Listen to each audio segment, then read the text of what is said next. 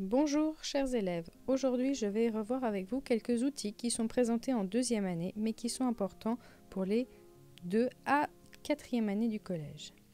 Le sujet aujourd'hui est la factorisation et la résolution d'équations polynomiales. Donc ici je ne traite pas des équations rationnelles avec des fractions, on s'intéresse uniquement des polynômes. Revoyons quand même ce que ça signifie le mot factoriser et résoudre des équations. Factoriser, quel est le mot que vous entendez? Ici, il faut comprendre facteur dans le sens des termes qui apparaissent dans une multiplication, dans un produit. Donc ici, quand on va penser à factoriser, on va penser multiplication. Quels sont les termes dans une multiplication?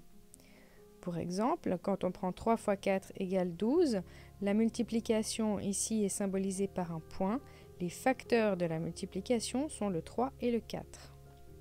On peut faire ça avec des nombres ou alors on peut évidemment le faire avec des polynômes, des expressions contenant des lettres, donc des expressions littérales. Ici, vous avez donc un exemple avec une multiplication, mais parfois la multiplication, elle est implicite, c'est-à-dire quand on a x et parenthèse de x plus 1, les deux facteurs sont x et x plus 1, et entre deux, on ne l'a pas écrit, mais ça sous-entend la multiplication.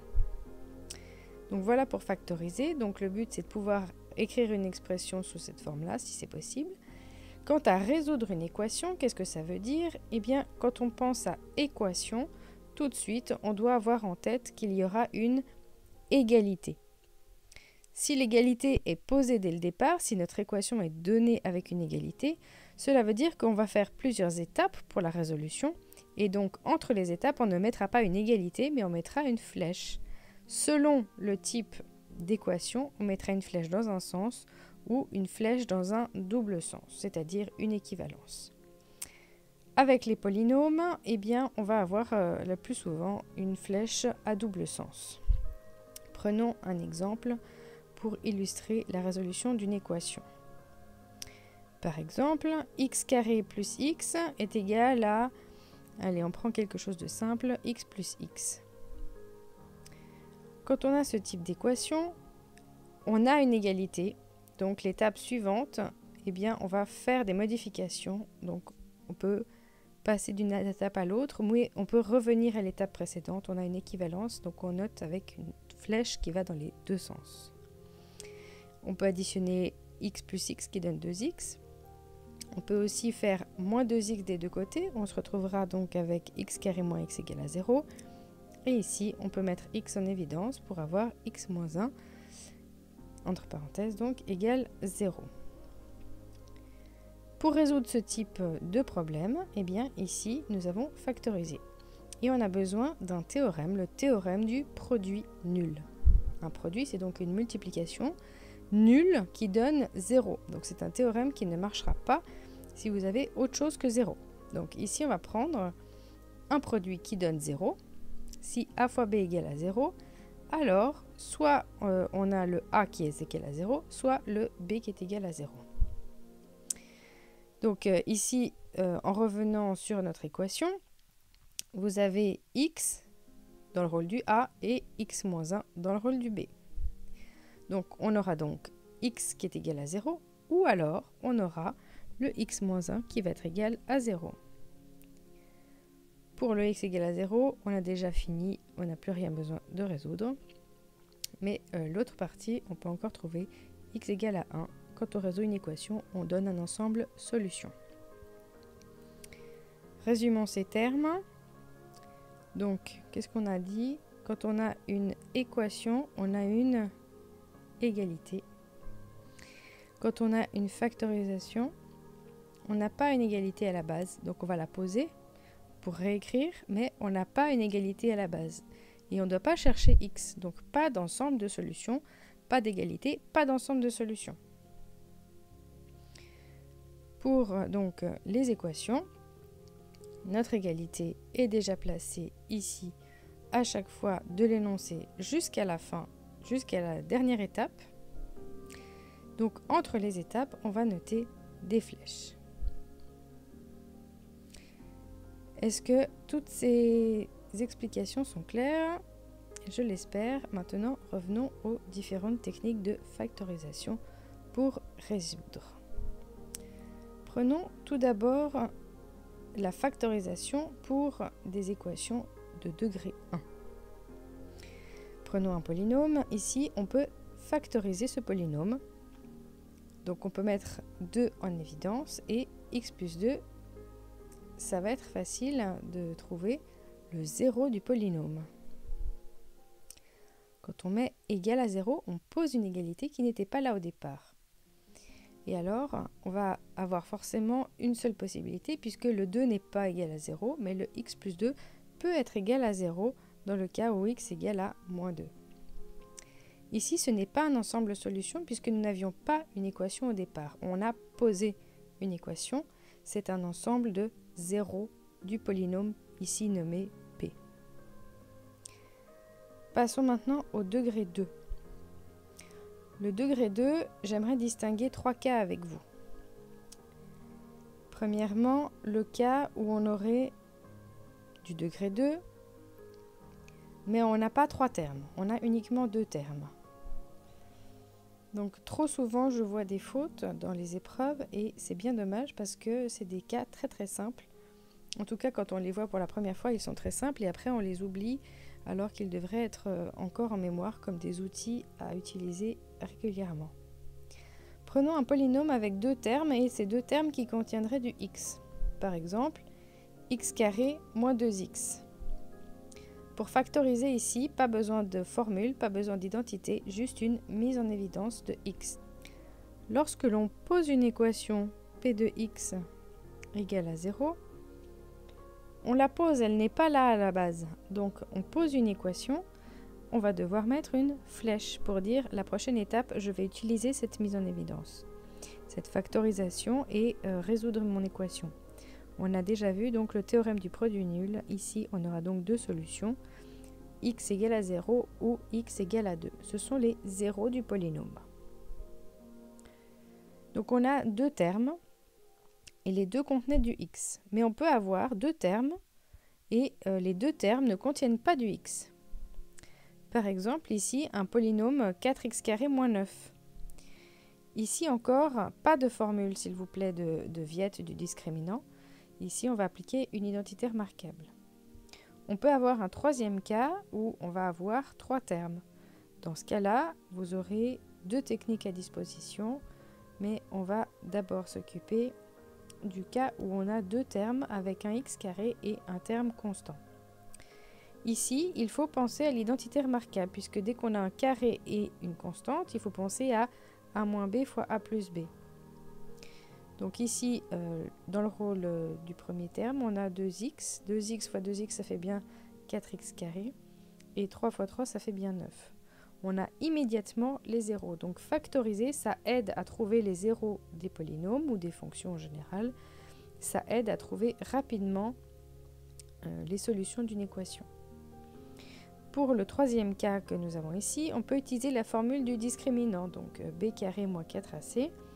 Mais ici, honnêtement, c'est une procédure un petit peu lourde, mais si vous avez envie de le faire, il n'y a pas de problème.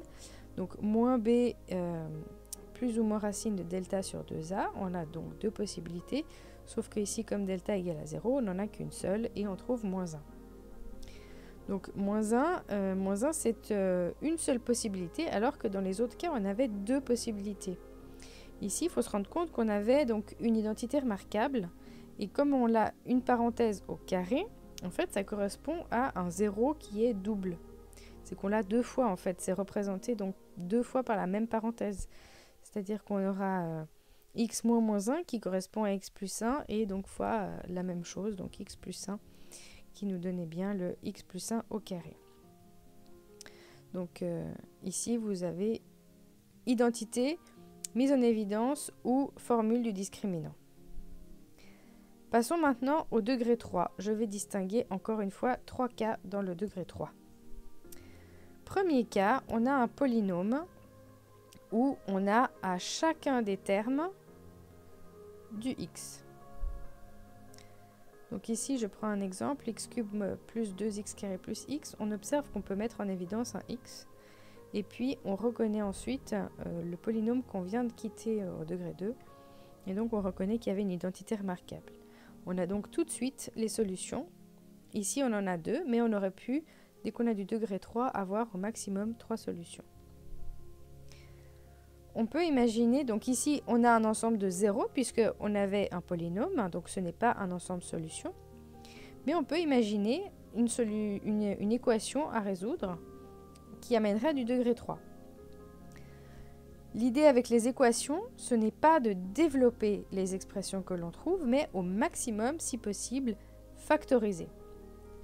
Donc ici, je vous prends une équation d'un côté du degré 2, de l'autre du degré 3. Et on remarque, si on observe bien, qu'on va donc reconstater qu'il y a le x carré moins 4x 2 fois. D'une étape à l'autre, on n'oublie pas la double flèche. On rapatrie tout le côté droit à gauche pour faire apparaître un égal 0. On va avoir donc quelque chose qui se répète, et quand ça se répète, que ce soit un x ou toute une parenthèse, la technique reste la même. On va mettre en évidence toute l'expression qui est répétée. Toute l'expression répétée, donc on va avoir le x carré moins 4x en évidence. Qu'est-ce qu'on a? Eh bien, c'est multiplié à 1 moins x. N'oubliez pas les égalités à 0. Donc, d'une étape à l'autre, on a toujours nos doubles flèches. Ici, avec le théorème du produit nul, on peut factoriser et résoudre chacun des facteurs à 0. Donc ici, on va trouver 2 possibilités pour la première parenthèse et une possibilité pour la deuxième. Comme c'était une équation au départ, il faudra donc donner un ensemble solution. Notre ensemble solution doit contenir toutes les solutions classées de la plus petite à la plus grande. On dit dans l'ordre croissant. Donc, lorsqu'on a une équation à résoudre, on a un ensemble solution. Ici, on était parti d'un exemple avec une égalité, pas de nom, pas de fonction, de polynôme nommé. Donc ici, c'était vraiment juste une équation à résoudre. On a donc un ensemble solution à la fin de l'exercice. Alors que dans mon premier exemple, c'était un polynôme, ce n'était pas une équation. Il y avait donc une expression, un nom, il s'appelait P de x. À la fin, on n'a donc pas un ensemble solution, mais on peut, si on a besoin, si on nous demande, poser égal 0, on peut trouver l'ensemble des zéros en posant égal à 0. Passons à un troisième cas. Et ce troisième cas, ça nous aidera à faire tous les degrés de manière générale. Lorsque l'on prend un polynôme, x cube moins 1 par exemple, quelque chose de très facile, donc on voit qu'on n'a pas du x partout, on voit qu'on a du degré 3 et on aimerait trouver ici, par exemple, les zéros de ce polynôme. On peut remarquer que si on remplaçait x par 1, eh bien, on aurait 1 au cube moins 1 qui donne donc 1 moins 1, soit 0. Donc, du moment qu'on a une valeur qui donne 0, on appelle ça un zéro du polynôme. Ça veut dire que notre polynôme, il va pouvoir s'écrire comme, forcément il s'appellera toujours p de x, mais il s'appellera p de x comme le premier et on pourra le réécrire comme x moins 1 fois quelque chose. Comment est-ce qu'on peut trouver ce quelque chose? Comment est-ce qu'on peut factoriser? On a plusieurs outils.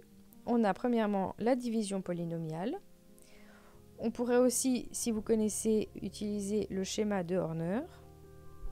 Et si vous avez encore eu une bonne mémoire, vous pouvez utiliser une identité remarquable qui est souvent dans les formulaires à disposition. Admettons qu'on n'a pas de formulaire et qu'on n'a pas vu le schéma de Horner.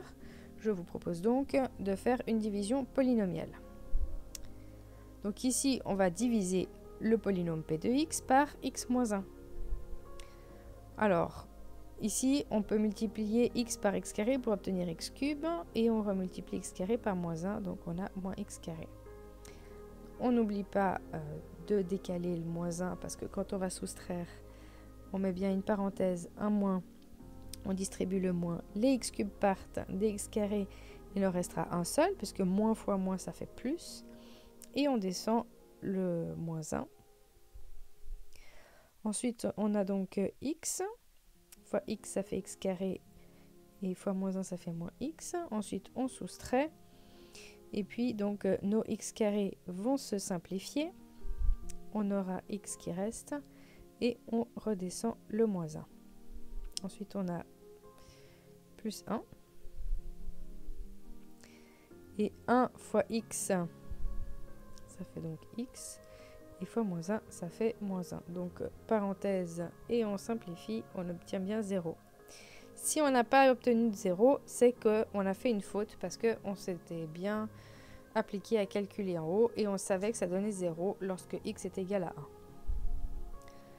Donc ici maintenant, on sait qu'on va pouvoir remplacer donc, la parenthèse vide par la parenthèse avec ce qu'on vient de trouver ici, c'est-à-dire le x carré plus x plus 1. Donc on va pouvoir compléter notre factorisation.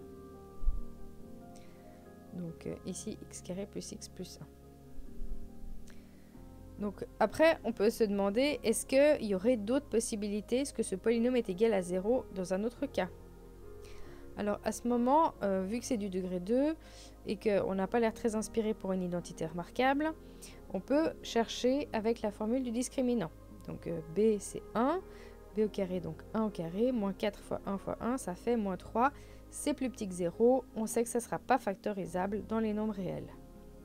Ici, je dis pas factorisable tout court parce que certains ne connaîtront pas d'autres ensembles que les nombres réels de toute façon. On résume les outils avant de passer à un exercice. Donc, je vous conseille de prendre un post-it, de vous prendre une feuille avec des stabilos de couleur, ce que vous voulez. Notez-vous les outils à disposition. Lorsqu'on a du degré 2, on a 3 outils. Premièrement, on avait la mise en évidence. Ça, c'est un outil très facile à appliquer, donc ne l'oubliez pas. On a ensuite l'outil des identités remarquables. Il y en a 4, donc à vous de les mémoriser. On les utilisera de la première jusqu'à la 4e année. Et finalement, la formule de Viette. Ne l'oubliez pas que pour le degré 2. Pour le degré 3 ou plus, vous avez toujours l'outil de mise en évidence. Évidemment, pas pour chaque équation, mais ne pas négliger cet outil, puisque c'est facile de l'utiliser. Donc, c'est important de savoir l'utiliser quand on peut. Donc, observez bien votre fonction, votre équation. S'il y a un terme qui se répète, utilisez la mise en évidence. C'est l'outil le plus facile. Ensuite, il y a l'outil donc division polynomiale et Horner. Alors ici, je n'ai pas encore fait de révision pour Horner, mais dans l'exemple suivant, on va réviser ce schéma de Horner pour ceux qui ne l'auraient jamais vu. Donc voilà, ça c'est un post-it que je vous conseille de faire et de déplacer pour vous entraîner. Voici un exercice, cette fois-ci degré 4. Donc on passe au-delà du degré 3, donc vraiment c'est une boîte à outils pour tous les degrés. Donc ici, on a plusieurs possibilités. Premièrement, vous avez une fonction sur votre calculatrice qui est la fonction table. Vous pouvez rentrer tout ce polynôme et puis demander qu'il calcule le logiciel de votre calculatrice. Et vous cherchez pour quel x, eh bien, ça donne 0.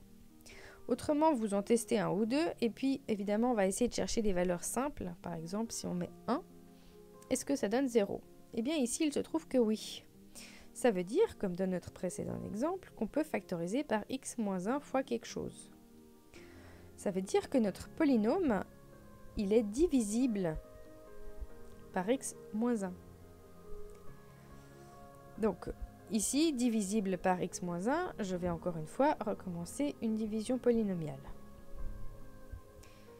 Donc, je vous conseille vraiment de la faire parce que si vous essayez de suivre et de recopier, vous allez vous tromper. Donc vraiment essayez de la faire et si vous voyez que vous n'arrivez pas à 0, vous n'essayez pas de chercher la solution, s'il vous plaît, vous la recommencez. Donc quand vous êtes sûr d'avoir trouvé une valeur qui donne 0, votre division polynomiale doit donner égal 0. On avait du degré 4, on divise par du degré 1, on devra donc obtenir un polynôme de degré 3. Donc ici, on y va terme par terme. On avait donc x cube moins x carré. Et ensuite, quand on simplifie, on va se retrouver avec encore moins 5x moins 3.